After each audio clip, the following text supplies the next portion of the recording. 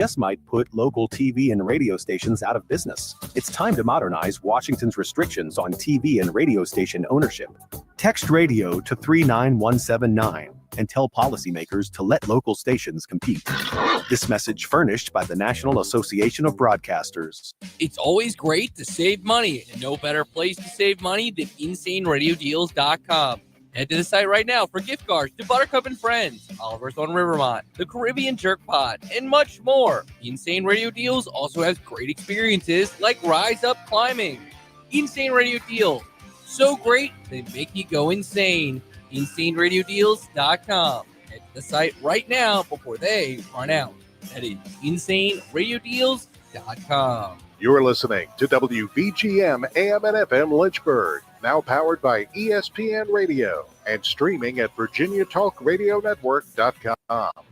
We are making it happen at the Used Car Superstore on the Sheeler Motor Mile, your premier used car dealer serving Southwest Virginia and surrounding areas for over 50 years with the best selection, value, finance options, and exceptional service. Plus 900 pre-owned vehicles all in one location. Volume selling means volume pricing, and we've got the volume. The Used Car Superstore is your one-stop for most makes and models. Cars, trucks, vans, SUVs. Many have miles in the teens, remaining factory warranties, and some are even local one-owner vehicles. Plus, Sheeler owns the finance company. Getting approved for credit is easy on the Motor Mile with finance options for every budget. 900 used vehicles in stock now. More than any other dealer in the area. Hurry in for straightforward pricing and more inventory arriving daily. Why wait? Make it happen at the Used Car Superstore on the Sheeler Motor Mile, your premier family-owned car dealer serving Southwest Virginia and surrounding areas for 50 years. I-81 exit 118C in Christiansburg. Call 866-SHEELER1. Always open at Sheeler.com. Spring's here, finally. So visit Leesville Landscape Supplies for a slam dunk on your next home or business landscape project. Get the region's best mulch, plus decorative stone, propane, block, and hardscape materials for routine lawn care. Leesville Landscape Supplies has grass seed, fertilizer, straw, and topsoil, even hardwood mulch, dyed mulch, pine mulch, gravel, and sand. Start your spring project at Leesville Landscape Supplies at the corner of Water Lake and Leesville Road in Lynchburg, and pick there or have it delivered. Search 24/7 at LeesvilleLandscapes.com. Hi, I'm Susan Lane, Ed's mom. March Madness brings lots of picks, but I have only one, Bartlett Tree Experts. I rely on Bartlett to professionally assess my oaks and boxwoods and to prepare a maintenance plan within my budget. Call Corey, a certified arborist, at Bartlett Tree Experts or go to bartlett.com. Hey there, Jane Lynch here. You want to hear something funny? Too bad. You want to hear something uplifting that will inspire you? Good. Because today, I want to talk to you about Direct Relief, a humanitarian organization that does seriously good work when it counts. Fires, hurricanes, earthquakes. When disaster strikes, Direct Relief immediately shows up with medicines, medical supplies, and everything doctors and nurses need to save lives. Let's ship her out! Every day across the United States and around the world, they're making an enormous difference. If someone needs help, Direct Relief helps. No politics, no red tape. Hey, what you doing over there? Oh, I'm packing insulin for kids with diabetes. See, every box here is literally a lifeline for someone in critical need. So check them out at directrelief.org and donate if you can. You might just bring a smile to someone's face.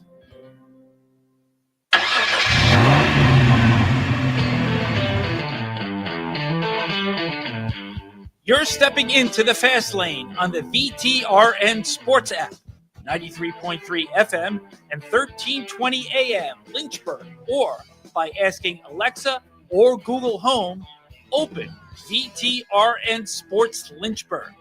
Now, take the fast lane through the topics that matter across the Commonwealth. This is the Fast Lane with Ed Lane. That green jacket that I wore, not the one that you've seen me wear that looks like I won at Augusta National, even though I would struggle to hit a 3-putt on a putt-putt golf course or a miniature golf or whatever you want to call it.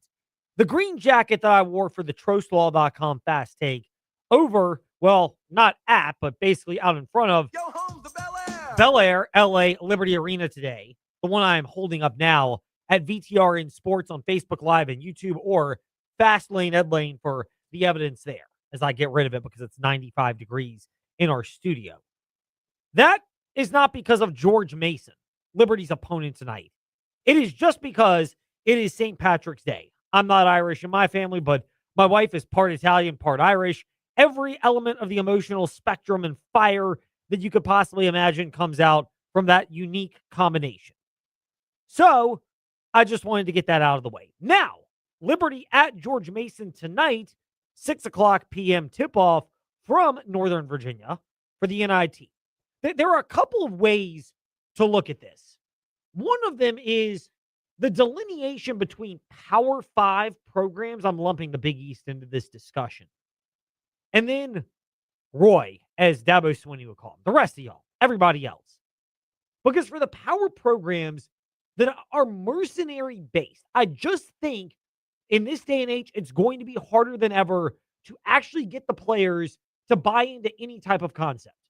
I get it. We heard from David Cunningham of TechSideline.com yesterday. If you missed it, Fast Lane, Ed Lane, however you listen to podcasts, including YouTube and Facebook Live, because and guess what? We keep receipts. Right there. Emotional attachment to Virginia Tech fans, people that went there and have the ties. You play at Tech, you keep going until it is over. But for everybody else, I don't know if you can even compare this to anything else. Bowl games in college football are the NIT in college basketball. Like in professional sports, and let's be real, or college athletics, at the men's basketball, maybe women's, but certainly men's basketball and football level. They're professional sports. They don't have postseason competition that isn't for keeps. Like in the NBA, would you opt out of the playing game? It still is for the right to play to get into the NBA playoffs. The NHL and NBA after the play-in are two sides, West and East, of 8 teams each, 16 total. The NFL, 14 teams aside, AFC, NFC, split down the middle, 7-7. But it's all meaningful postseason action. College football playoff, it's meaningful. For every Bo Prabula, yes, sorry, Virginia fans, to bring that name up, because he's one of their quarterbacks, along with Eli Holstein, the Pitt transfer. But Prabula was the one who opted out of Penn State in the middle of a playoff run, even though he was not the starter. He was a used backup in packages and had a role, bailed on his team to go to Missouri because of the transfer portal window. Those are anomalies in the more meaningful playoff. But the NIT is different. Like, I just don't think you can expect that players that are there for, let's be real here, more than anything else, they are there for, as Kenny Powers always likes to remind us, dollar bills, y'all. that their loyalty is going to be to anything else, which is why the Mike Young comment to David Teal, it's at by David Teal on David's Twitter account. We've retweeted it at Fast Lane, Ed Lane, and it's been all over the place. Why this comment, just to me, is not an evisceration of Mike Young the way people might make it out to be. It's more an indication of how much the game has changed over the last 2 years from when Mike Young answered this from David Teal to how he and Virginia Tech seemingly felt, at least the coaches and players, by not unanimously being on board with playing in the NIT, which begins tonight. Mike, would you like to continue playing with this squad? Would you welcome a bid? Would you welcome an NIT bid to continue your season? Hell yeah. Absolutely, David. Absolutely. To play in the postseason, sign me up. We all want to play in the big one, but to coach these guys again and make a run at that thing, you doggone right. I'm never going to be too big for my pants that won't be the opportunity to play in the postseason. I don't care what anybody says, not what all of us want to do, but it is still a great tournament, and I'd like to do that. That was Mike Young to David Teal 2 years ago after the ACC tournament. And people are asking, most notably media people and Virginia Tech fans, well, what changed? My thing is everything changed. The prevalence of NIL, how higher level Division I athletes are motivated. It's not about state U anymore. It's much more the professional mindset. Oh, we'll play hard for, we'll just use the NFL terms, the Cowboys, the Commanders, the Giants, or the Eagles. But if one of the other teams offers us more money in the offseason, we're going there if we're not tethered. College athletics, they're not tethered to a school at any point. And it's just that mindset. Versus And I think there's another comparison here. I think the NIT may even be having more of a feel of, I know Auburn's in it, but like Liberty and George Mason. I would love for that to be a matchup that becomes a more regular matchup for Liberty over the course of time. I'd love to see them play VCU. I know that there's challenges with the schedules at the higher end, and maybe VCU views themselves in that category, but I'd love to see Liberty play these regional Virginia schools where there's a rivalry, there's a level of interest, because they got NC State on the schedule this year. They've had Alabama before, but outside of that, it's a real challenge. Versus you had a lot of these games. You're still in a one-bid league, but your non-conference schedule could be more meaningful. And I think tonight is an example of that in postseason play. Yes, Auburn is in Liberty's region for the NIT. If you didn't know, we filled you in. But Virginia Tech abstained from the NIT. Florida State, fellow ACC school, they decided not to participate.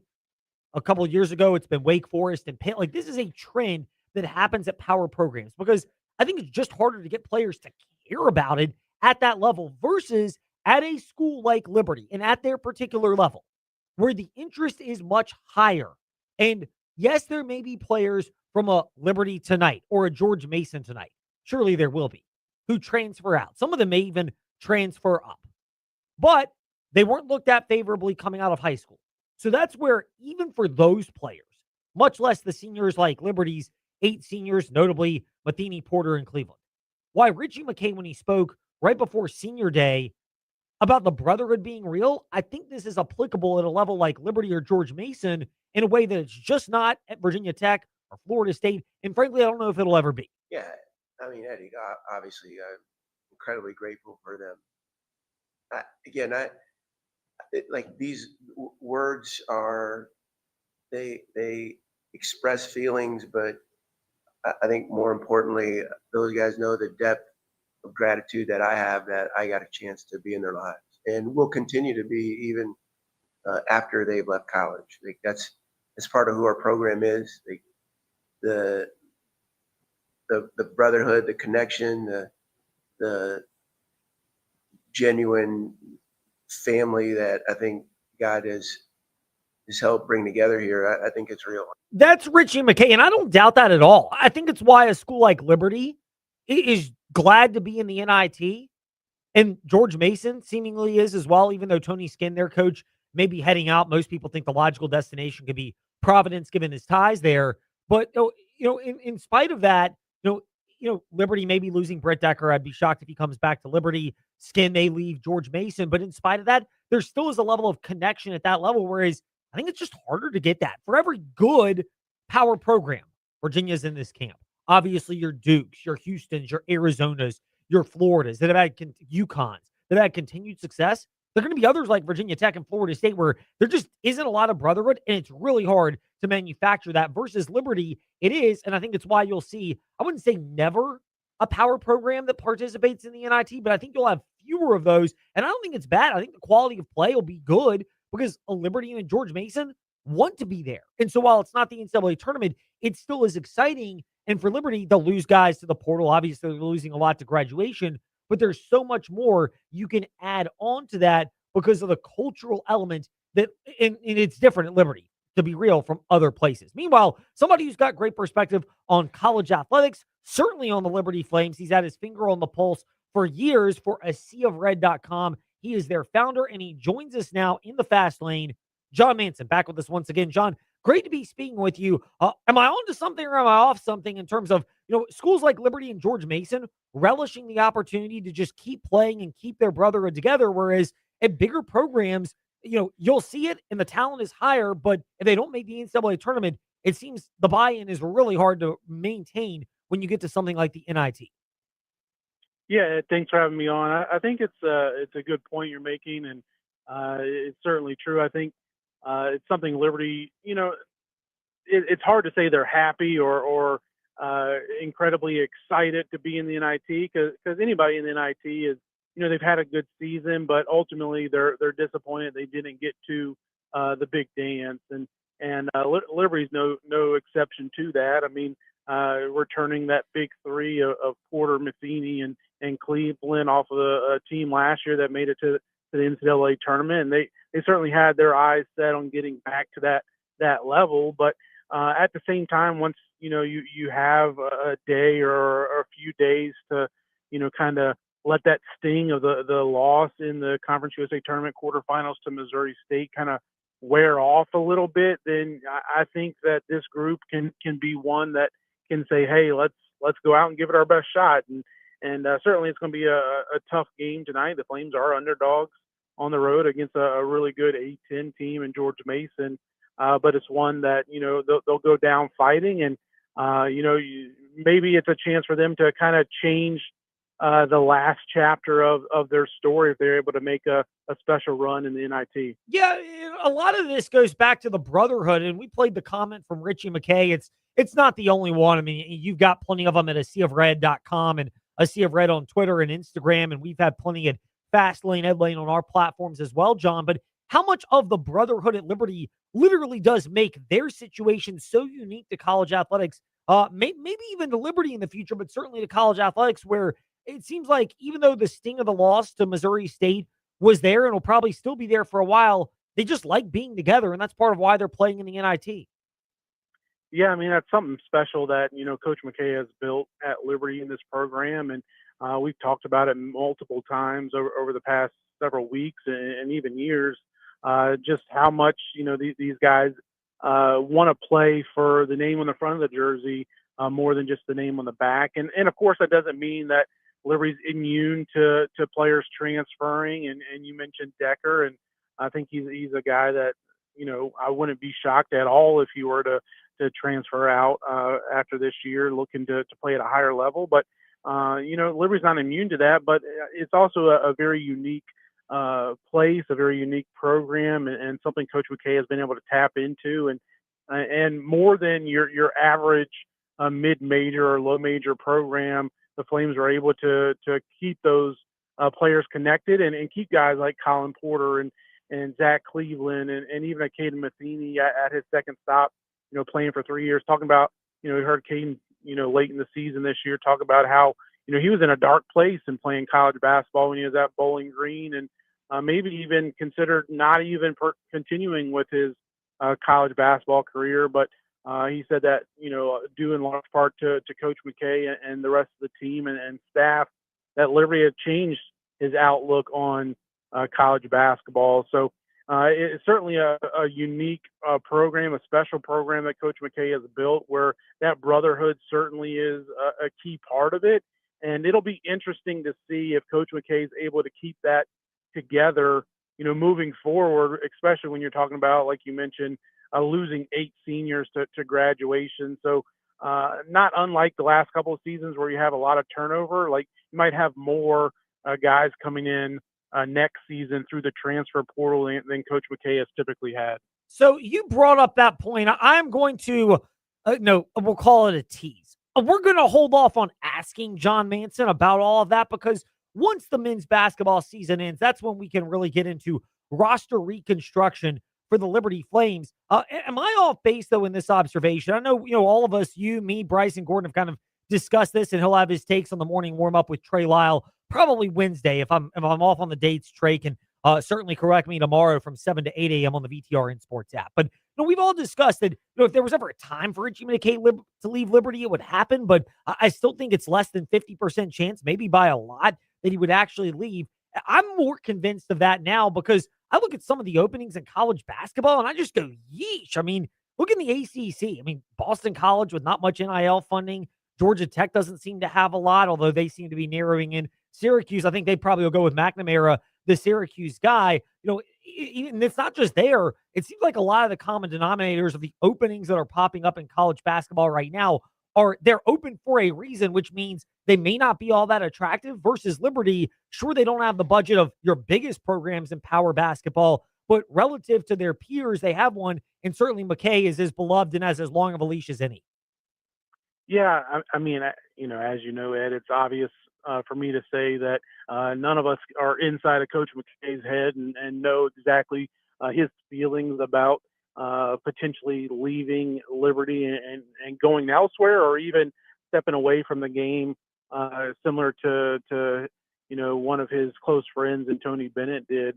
a couple years ago at UVA. So I don't know, but I do anticipate that Coach McKay, kind of similar to like what Hugh Freeze said on the football side of things for so many years when he was at Liberty before he left for Auburn, talking about how special of a place it was and that he wouldn't leave at the first opportunity, and it didn't sound like he did. And I think Coach McKay's the same way. Like, he didn't leave at his first opportunity to leave the Flames since coming back from Virginia, several years ago. And it doesn't mean he won't leave. It doesn't mean that he's going to retire at Liberty. But I think regardless of how his career plays out, he's 60 years old, so he's getting closer and closer towards finishing up whatever his coaching career is. And that could be 10, 15 years from now, or it could be this off season. But he's getting to the point where, I think as Liberty fans and alumni and followers of the program, I don't think you can have any ill will towards Coach McKay for whatever he determines to do, just based on what he's done to the program and completely changed the trajectory, the landscape, just the feeling around the program. I mean, Liberty's gone from being, an afterthought in mid-major college basketball to, a respected program. And I heard you talking about scheduling just a few minutes ago, and Liberty's been unable to get, a lot of those high majors, and I don't think that's anything that's going to change. But being able to get a home and home with Dayton, that's in the A-10 alongside George Mason and VCU, that's a huge win for Liberty, and something that the Flames wouldn't have been able to do, even 5 years ago, certainly 10 to 15 years ago, before Coach McKay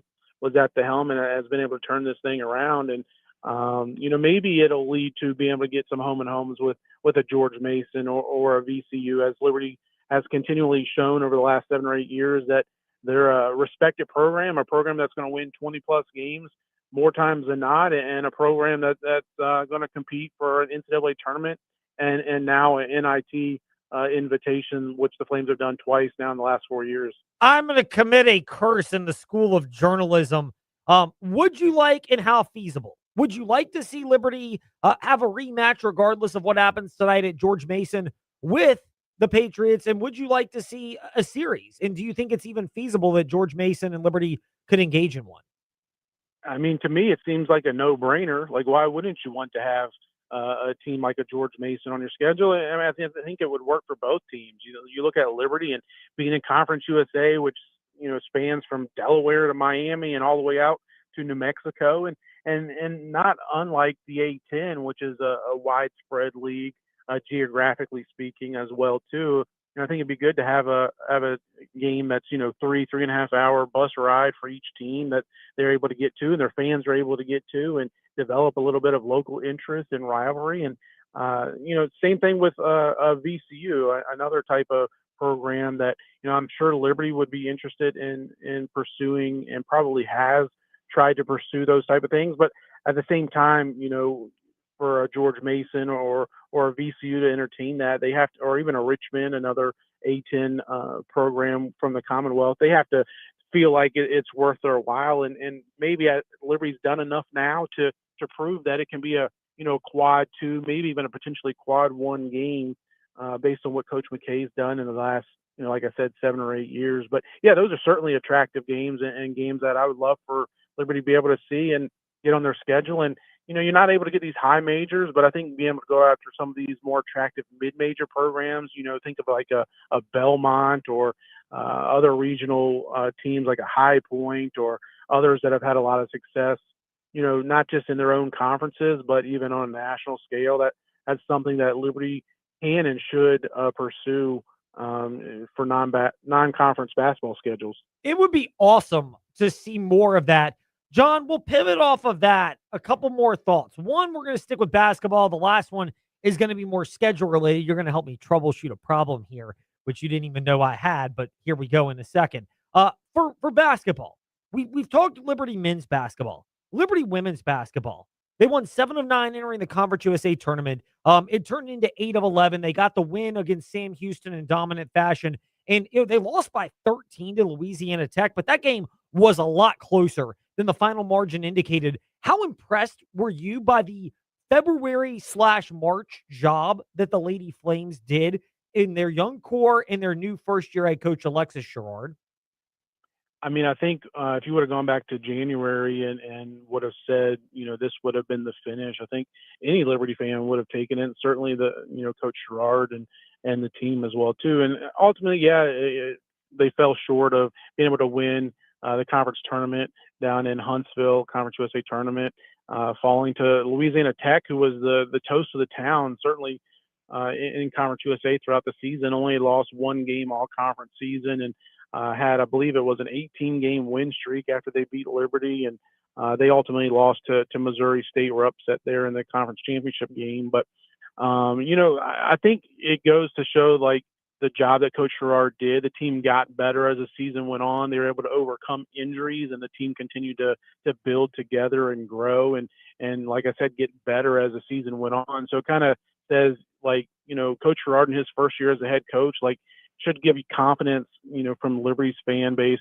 in Coach Sherrard and the job he did, and should be hopeful and optimistic, as Coach Sherrard said in his post-game press conference from the loss, that, for the future of this program, especially when you look at, how many underclassmen are on this team. And again, the transfer portal is always that big hairy elephant in the room that you have to be concerned with. And Liberty's, could potentially lose some key players there, but all their primary rotation players are expected to return, have eligibility to return next season, and especially like an Ife Nawabi and Avery Mills and Emmy Stout. Like, that big three has multiple years of eligibility remaining.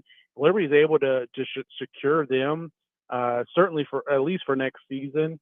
You would expect this team being able to add to that nucleus. You would think that they would be able to compete for a Conference USA tournament or Conference USA championship next year after this 1 year down year, if you want to call it that, where they still finished tied for third place and we're right in the mix of things going into Huntsville. Looking forward to more of that next year, John. Your answer was so thorough and in-depth on the Lady Flames. We'll pivot off of our scheduling conundrum question for the next time because it involves a court case, and we know those things just get resolved so fast in this day and age. John, thank you for your time in the fast lane. If you want the fast track to Liberty Flames analysis, that's easy. ASeaofRed.com and A Sea of Red on Twitter, and JC Manson as well. John, thank you for making time for us once again today here in the fast lane.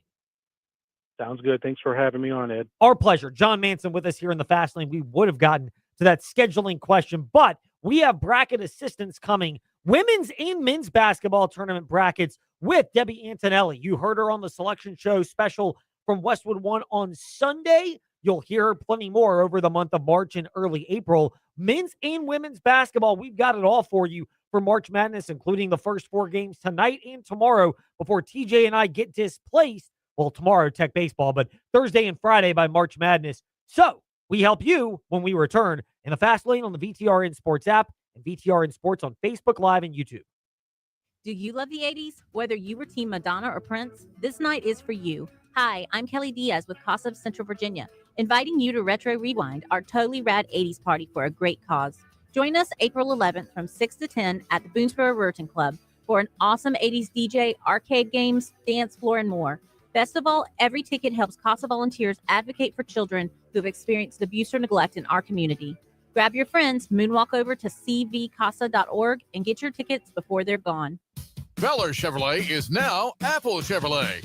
While the name's changed, we're still the same trusted Feller's team. Same management, same knowledgeable parts and service, same techs, same professional sales staff. With over 200 years of collective experience, we'll continue growing stronger alongside our community. From the newest Chevrolets to top quality pre-owned vehicles, Apple Chevrolet delivers the same unmatched customer service. Visit us at driveapple.com. Apple Chevrolet of Alta Vista, powered by the community we serve. Midday hunger hitting you hard? Swing by Macadoo's for our $8.95 weekday lunch specials. Whether you're craving a classic crunch or something fresh, we've got you covered. Chicken tender basket featuring crispy golden tenders served with fries. The Macadoo's Chef Salad, a healthy, loaded favorite that will hit the spot. Hit back against your lunchtime hunger at Macadoo's with eats that won't break the bank. It's time to share, breaking that fun. Just to be there, the only one. Just to be there at Macadoo's. We'll see you at the Do's. When you walk into Haley's, you see the size and selection of a big box store. Over 19,000 square feet of appliances and mattresses. Leading appliances like KitchenAid, Whirlpool, Maytag, Genair, Speed Queen, GE, and Monogram. And mattresses like Sealy, Serta, and Tempur-Pedic. So what's the difference? A family, locally owned business. And a staff committed to servicing you over the entire life of the product. That means before, during, and well after your purchase. Visit Haley's today, just off Ward Road in Lynchburg. Haley's, quality that counts.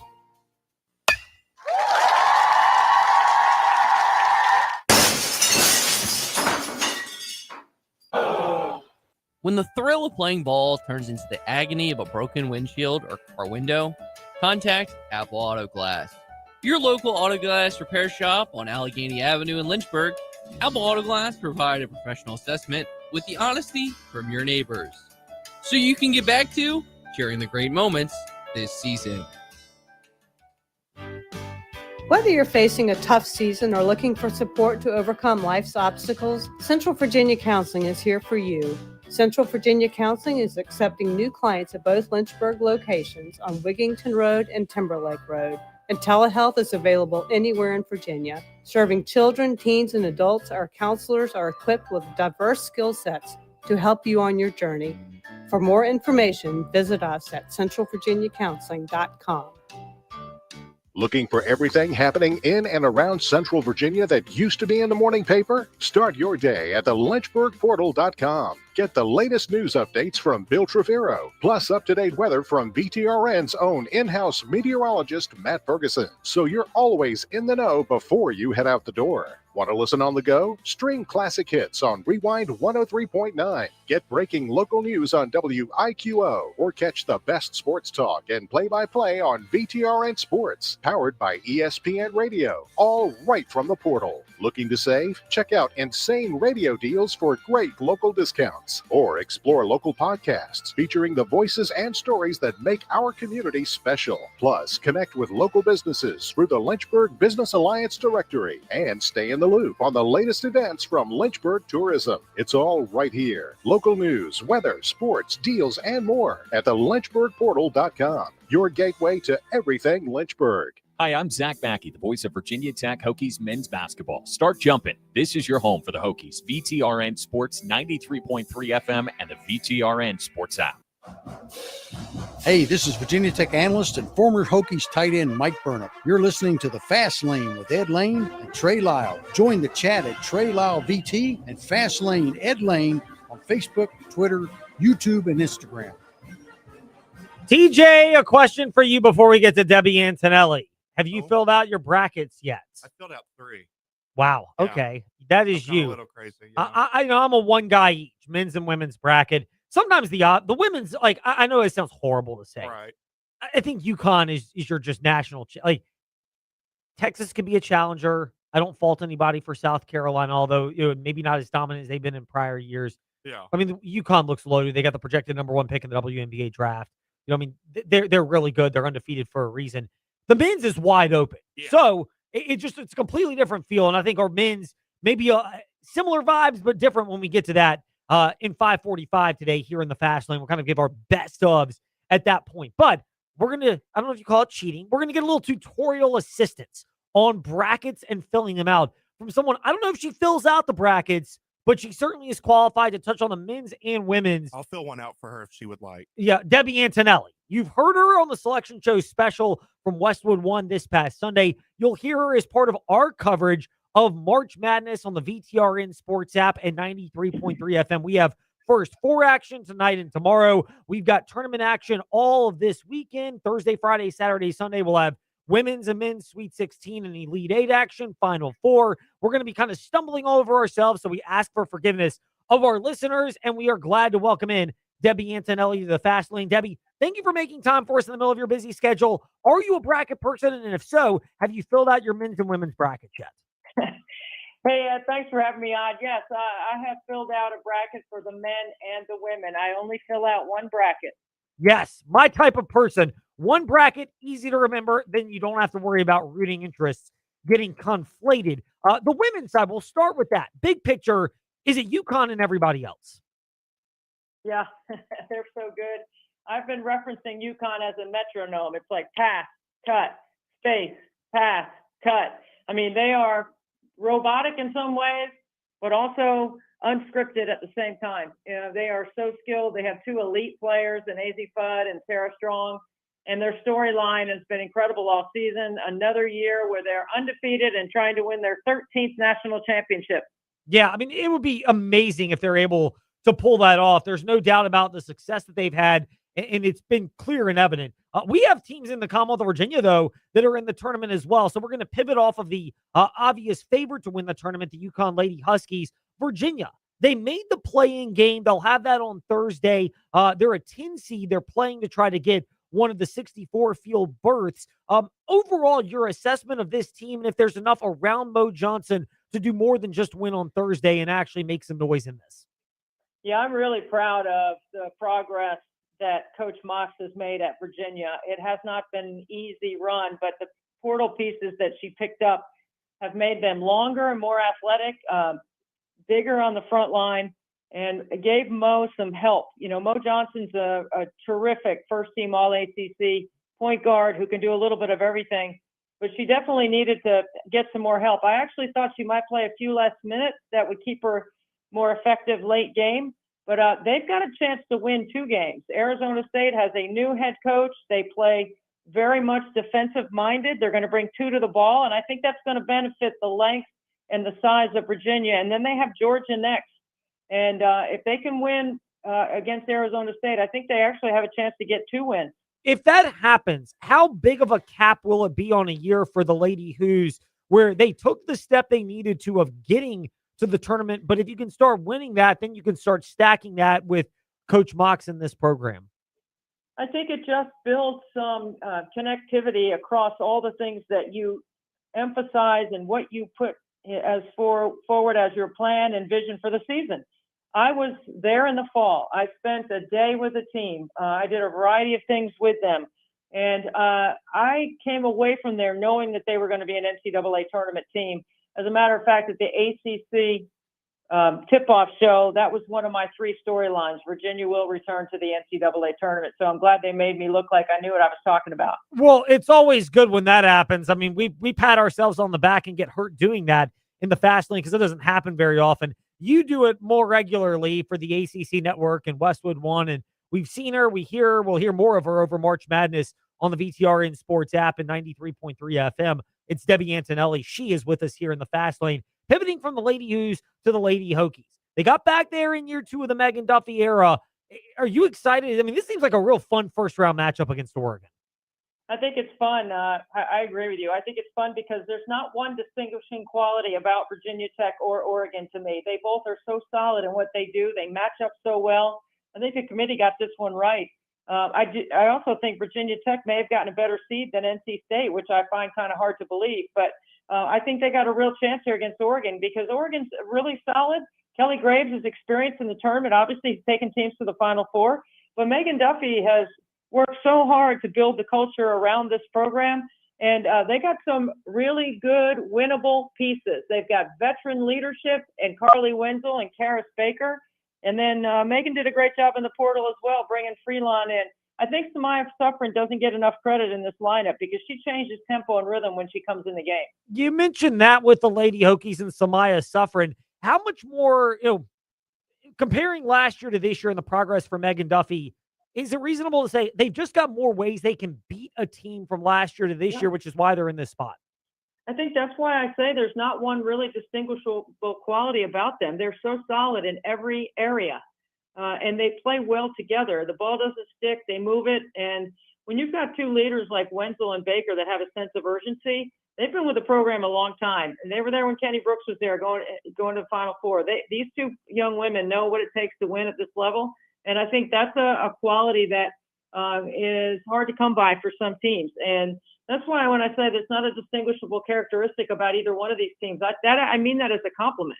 You mentioned Kenny Brooks. So appropriate that you bring up the name of the former Virginia Tech Hokies basketball coach because his team will be playing against the JMU Lady Dukes. They have been red hot. They have not dropped a game since losing to Arkansas State in that weather-altered game at the end of January. Are the Lady Dukes alive to give Kenny Brooks' Kentucky Lady Wildcats fits in Morgantown on Saturday? I'm sure when Kenny saw that matchup, he probably chuckled because Sean O'Regan was one of his assistants at JMU before he took the Virginia Tech job. Sean and he are friends, I would imagine. And this is a really interesting matchup. You know, Kentucky has such great length, and they are so solid up front. Their size is a problem for most teams, and I think that's what will be a problem for JMU is ultimately the size on the glass, Clara Strack's ability to pick and pop and pick and roll. And then Toni Morgan has had her best year playing the point position, who came as a transfer from Georgia Tech. And Kenny has a way with point guards. And so I really like Kentucky in this one, and I like what Kenny is building at UK.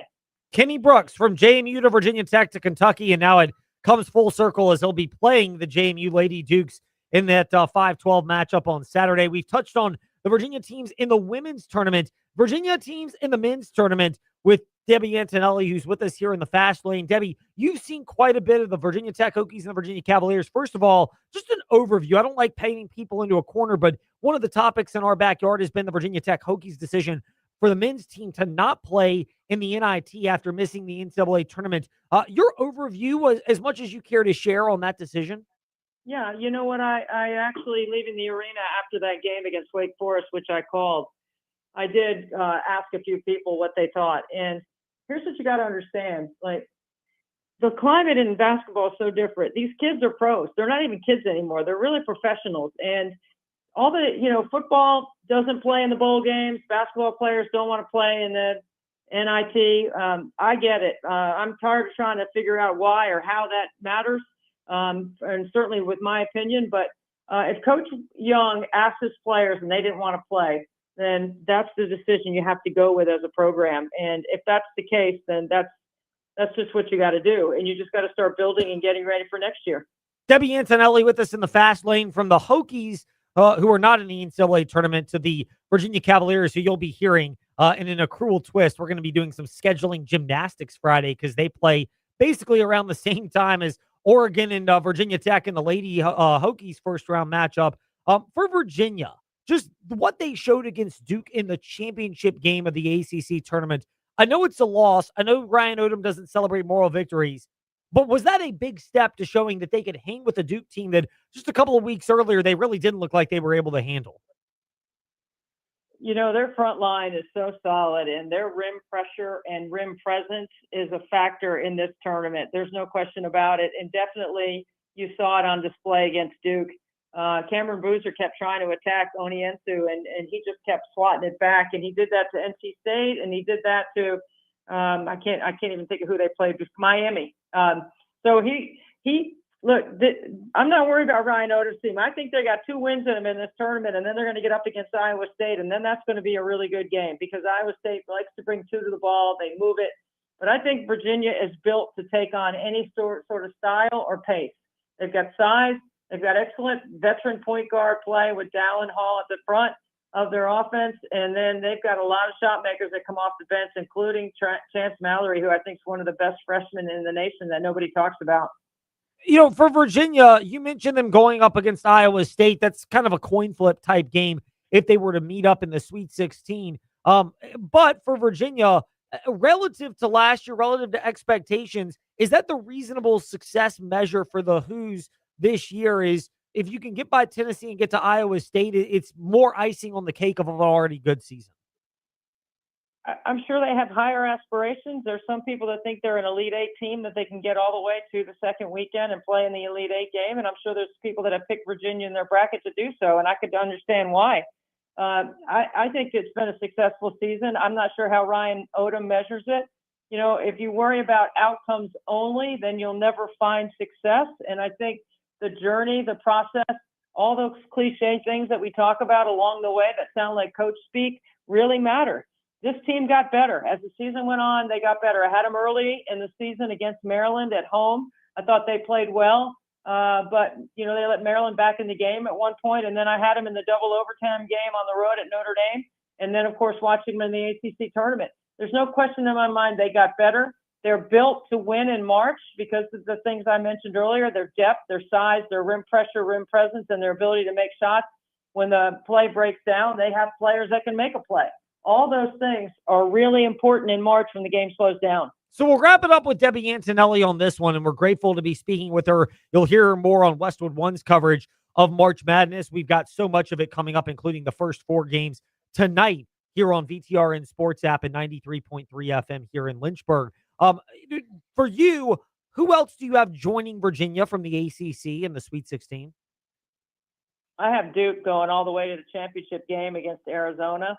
I think they do have a tough bracket. I don't think it's going to be easy for them. I think Clemson will beat Iowa, and I think North Carolina will win their first round game. But I have Illinois coming out of that bottom part of the bracket, and where Florida is the number 1. So I'm really excited about NC State tonight, though. This is a good one for the Wolfpack against Texas. When you line them up on paper, they look very much the same, but Texas has more size up front, and a big guy at the rim has been a problem for NC State all season. They can't turn the ball over. They got to play exceptionally hard, and if they do that and they stay connected, I think they'll win. They need a good win, and this has been a great year for Will Wade. It has. If you can get there, it's more, and it's kind of a program foundation lying type season, as well as Virginia has experienced that, much like some of the others in the ACC. Miami can be included in that category as well. Oh, I love Miami. I didn't mean to leave them out. Yes, I'm just kind of glancing over the bracket at, yes, Miami. I've been a big fan of Jay Lucas and what he's done. I love his team. I've got them winning a couple of games in the tournament. All right, we like that. That's would Miami be qualified as maybe the sleeper team, if nothing more than the fact nobody's really talked about them? Yeah, I think so. I think that was the way it went across the ACC as well. I had them multiple times. And Trey Donaldson is a tough, physical, two-way point guard. Shelton Henderson, a freshman, who is another one of those freshmen that all season I kept calling him the other freshman. I put Chance Mallory on that list as well. Abdallah, also at Virginia Tech. These are guys that they weren't on the top line for the great freshmen in the league. They were the other freshmen that nobody really talked about that could have been a really, really good. I would have loved to seen the 5 freshmen that we talked about all the time against the other 5 freshmen in the league. That would have been a game I would have bought a ticket for. I think that's how much talent's in the league. Yes, there has been a lot. And, I had the privilege of seeing Miami as well. There has been a lot of good talent in this conference, much more upgraded than on prior years. Debbie, we appreciate your talented insight with us today in the Fast Lane. Thank you so much for carving time in the middle of your crazy schedule to join us and touch on the men's and women's basketball tournaments.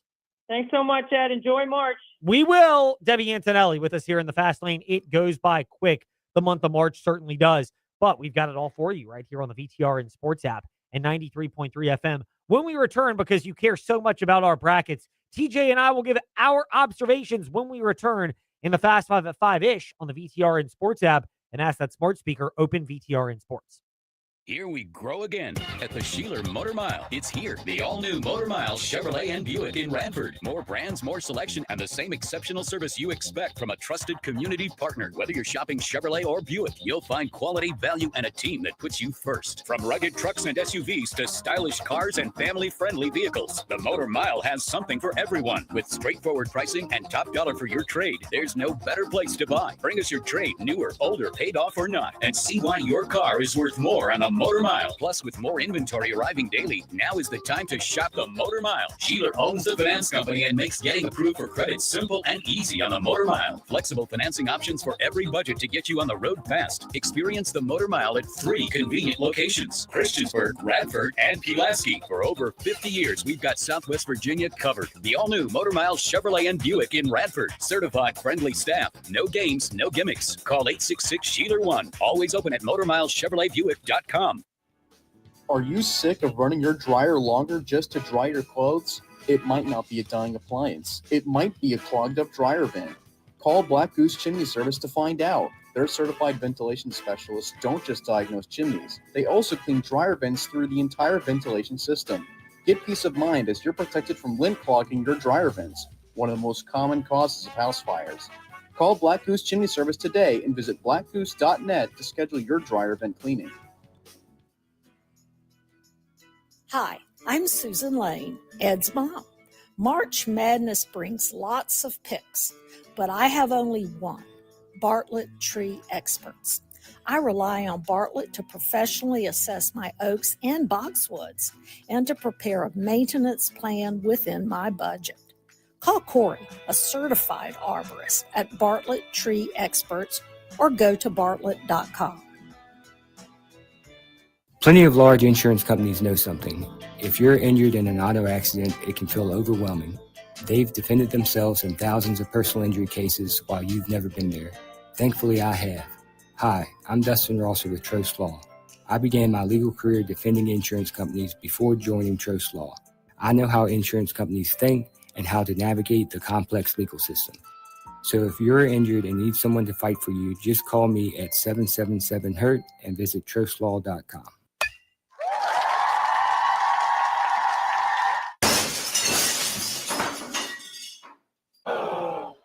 When the thrill of playing ball turns into the agony of a broken windshield or car window, contact Apple Auto Glass.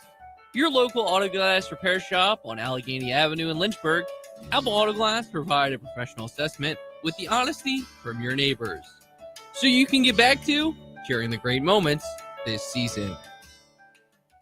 Hi, I'm Chuck from Aquatrack Adventures in Salem. The Virginia Talk Radio Network and InsaneRadioDeals.com have helped our company grow by sharing our company's message throughout Central and Southside Virginia. The gift cards and experiences sold on InsaneRadioDeals.com have brought us many new customers. If you're a business that wants to grow with a message that resonates and gets results, I highly recommend InsaneRadioDeals.com and the Virginia Talk Radio Network. Simply put, it works. Do you love the 80s? Whether you were Team Madonna or Prince, this night is for you. Hi, I'm Kelly Diaz with Casa of Central Virginia, inviting you to Retro Rewind, our totally rad 80s party for a great cause. Join us April 11th from 6 to 10 at the Boonesboro Ruritan Club for an awesome 80s DJ, arcade games, dance floor, and more. Best of all, every ticket helps Casa volunteers advocate for children who have experienced abuse or neglect in our community. Grab your friends, moonwalk over to cvcasa.org, and get your tickets before they're gone. Spring's here, finally. So visit Leesville Landscape Supplies for a slam dunk on your next home or business landscape project. Get the region's best mulch, plus decorative stone, propane, block, and hardscape materials, routine lawn care. Leesville Landscape Supplies has grass seed, fertilizer, straw, and topsoil, even hardwood mulch, dyed mulch, pine mulch, gravel, and sand.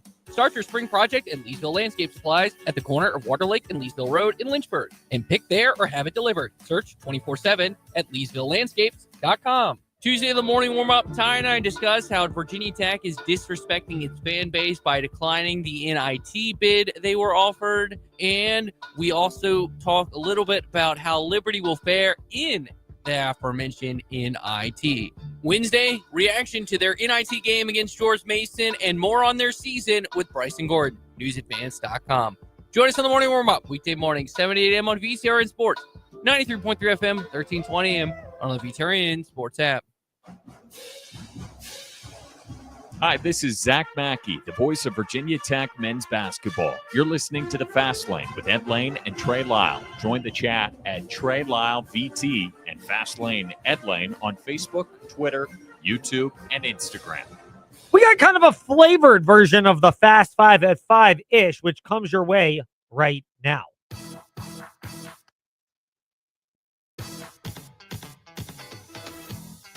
It's time for Fast Five at 5-ish. 5-ish minutes on 5 relevant topics done around 5 p.m.-ish. Ish, because our counting skills are kind of ish. Let's start with number 5.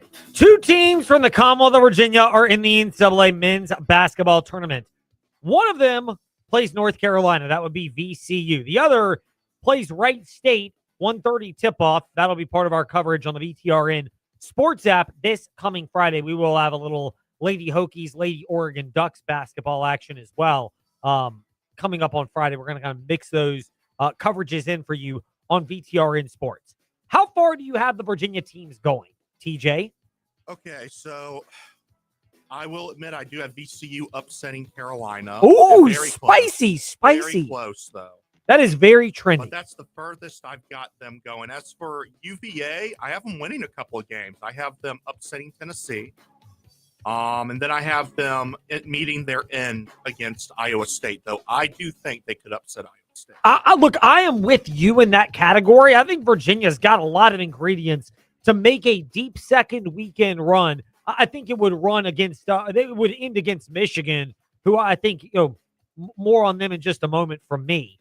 But I think Virginia's run would likely end at that spot. But North Carolina. I've got them beating VCU. I think this is more of a coin flip game than the seed line would indicate. But the point spread's got it at, about 2.5, which I think is about right. I like Carolina to win, but it wouldn't shock me if VCU wins. I agree with the point spread projection on that one. No, I think it'll be a very close game, and I won't be upset if Carolina wins because I do like Carolina. But I just think this VCU team is out to prove themselves, and I think a win against Carolina would do that. And so we're going to funnel this differently in number 4 ACC teams to make the Sweet 16. We're not going to bore you with our entire bracket. Right. TJ, I've got 2 of them. I'm with you. I've got Virginia making the Sweet 16. The other one that I've got making the Sweet 16 as well is Duke. Yeah. Because I think Caleb Foster will likely come back when it really matters.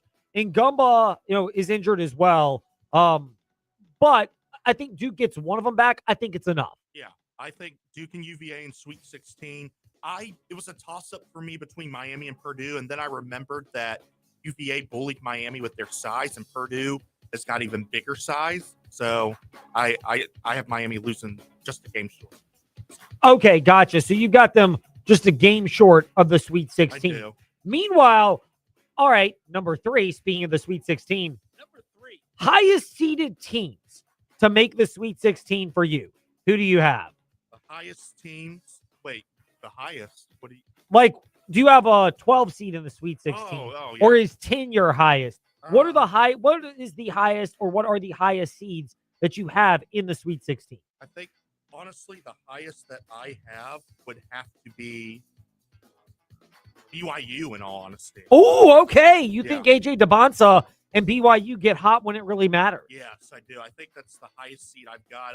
I want to believe in Cinderella, but NIL makes it so hard. Look, that is my logic entirely. Hashtag logic, TJ. I've got 2 5 seeds that make the Sweet 16. St. John's is one of them. I have them losing to Duke, but they are a very trendy team for people to beat Duke with Zubi Ejiofor and obviously Rick Pitino. Love him or hate him. The guy is really good at coaching. And I've got Vanderbilt as well. I think they ride the wave of momentum that they've shown. I think it's good enough to get them to the Sweet 16. Okay, now comes the fun part of just breaking down the brackets. Number 2. Who's in your Elite 8? My Elite 8 is Duke, UConn, Vanderbilt, Houston, Arizona, Michigan, Iowa State. All right, we're going to redo it. Oh. All right, you got Duke. Yeah. Oh, sorry. I got it wrong. You're correct. You got Duke, UConn. Yeah. Pause for a second. And then Vanderbilt, Houston. In the South, yeah. Okay. Midwest, Michigan, and Iowa State. And after a toss-up, I decided Purdue and Arizona would represent the West. Okay, we got some differences here.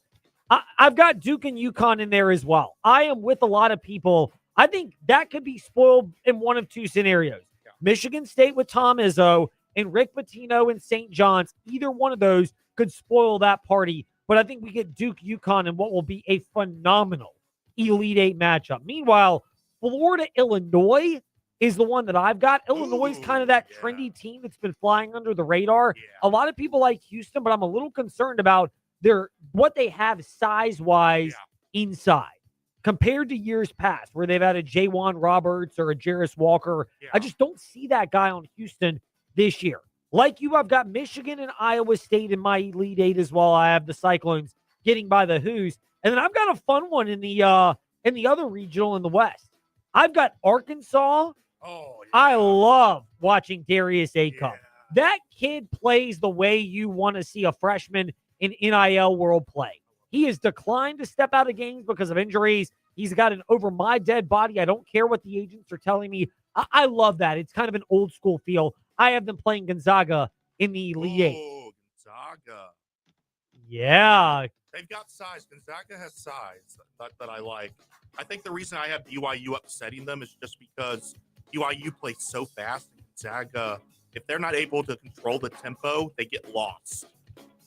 I get to that in number 1. Because who gets to the Final Four and what happens from there? I've got Arkansas beating Gonzaga for that reason. I think Darius Acuff in particular can make the difference with that. I've got Michigan being too much for Iowa State. I know Michigan had kind of faltered in the Big Ten tournament. They also did so against Duke, but It never seemed like Michigan shot as well as they could. I've got Illinois beating Florida. I think Illinois is kind of that sneaky under the radar team that they're a 3, but nobody's talking about. And I've got the Duke Blue Devils getting to the Final Four. And then in my championship, I've got Michigan getting a revenge on Duke for the championship as Michigan lost to Duke a couple of weeks ago. TJ, your Final Four and championship outcomes are what? I've got Duke and Houston meeting again, and I have Iowa State and Arizona. Oh, okay. And what happens from there? Duke beats Houston, Arizona beats Iowa State, and I have Arizona winning it all. Whoa! Yeah. Arizona. I mean, I know they're a 1 seed, but I go whoa because they don't seem like the team that a lot of people are picking is the 1 seed. But I do think they're like a dangerous team that no one is looking at, a team that can really compete, and I don't know, there's just something about them. I'm willing to take the risk on this one. I mean, again, it's so much of a risk, you and I, because we're picking 1 seeds to beat other 1 seeds for the national championship. Yeah, I know. I don't like that. But it's this era. I mean, you hit the nail on the head earlier. In this day and age, it's not as outlandish to think you're going to get a number of 1, 2, 3 seeds in this thing when it comes down to it. It doesn't shock me if you get 2, 3, 4, 5 seed winning, because I think you're looking at the top 20 to top 25 of college basketball, and they're all spending a very large amount on their roster. I think what would surprise me more is getting those deeper seeded teams that are not well funded. That type of Cinderella is the one that would shock me the most. Absolutely. I wish we could see another St. Peter's. Like, if I could, I would root so hard for Nolan Smith and his team to upset Iowa State. I really would. I just don't see it in that. And now it can still happen. Like, I have Hofstra upsetting Bama because I think Bama, with all the things going on right now, Hofstra can use that to their advantage, and they're a darn good team. I have High Point upsetting Wisconsin. There's going to be upsets, but not as deep as the VCUs of 2011, Wichita State's before that, the St. Peter's, Loyolas, etc. Sure, you may get seed line upsets, but it still may be teams from one of the bigger conferences that just happen to be your 10, 11 seeds, where you're like, okay, there's still the resources there. They just finally put it together when it mattered most. Meanwhile, we finally tied it up together and didn't go too far over in the fast lane on W227 BG Timberlake, WVGM Am Lynchburg, WMNA, Gretna, Danville, Southside. Now for a brief minute on to Freddie and Harry in progress before it's 6:30 playing game coverage here between UMBC and Howard, followed by Texas and NC State on your home for March Madness, the VTR and Sports app and 93.3 FM. We got Tech Baseball tomorrow and then March Madness Thursday and Friday. So we'll see you Monday in the fast lane. I'll kick off the safe space for this Wednesday. My safe space is the Belichick team. Man, the hell with Belichick, man.